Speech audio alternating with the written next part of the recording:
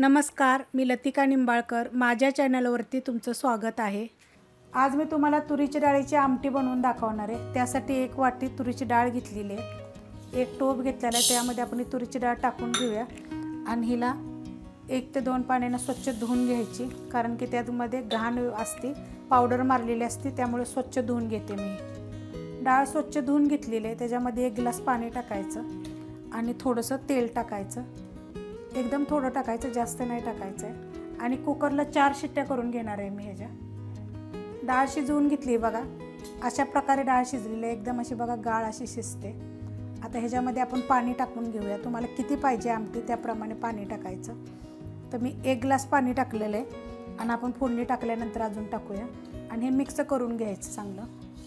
आता ह्या डाळीला आपल्याला काही घोटायचं वगैरे नाही आहे. ते उकाळली की आपल्याला तिचा गाळ होतो, कारण छान अशी शिजलेली आहे, मऊ एकदम अशी शिजलेली आहे. टोप गरम करत ठेवलेला आहे. त्याच्यामध्ये आपण तेल टाकून घेऊया.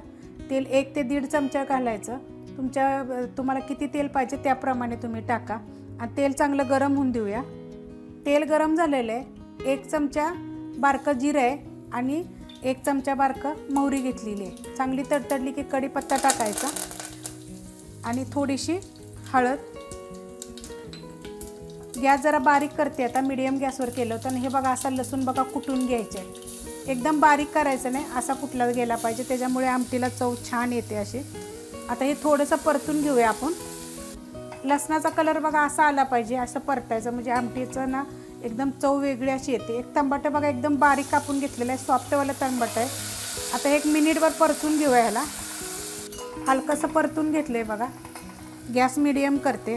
त्याच्यामध्ये बघा ही कोल्हापुरी मसाला आपला 1 चमचा तुम्ही तिखटाप्रमाणे टाका. ह्याची व्हिडिओ मी टाकलेली आहे. हलवून घ्यायचं चांगलं. आता ह्याच्यामध्ये आपल्याला बघा एवढा गूळ टाकायचा आहे.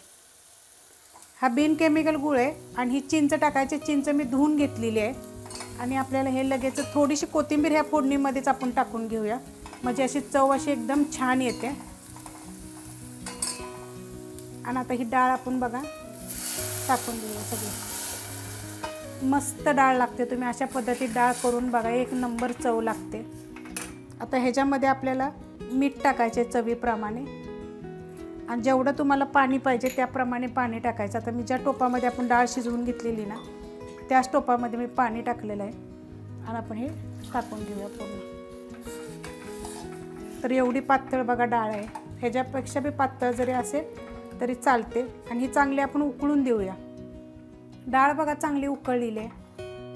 अशा पद्धतीत उकळायची, मस्त अशी होते बघा. आणि एवढी घट्ट झालेली आहे आणि चवीला एकदम छान लागते. अजून पातळ पाहिजे असली तर करायची. आता ह्याच्यामध्ये आपण उकळल्यानंतर फोडणीमध्ये थोडी कोथिंबीर टाकली होती, वरण थोडी टाकायची. अशा पद्धतीने मी तुम्हाला डाळ बनवून दाखवलेली आहे. भरपूर डाळीच्या मी रेसिपी टाकलेल्या आहेत वेगवेगळ्या पद्धतीनं.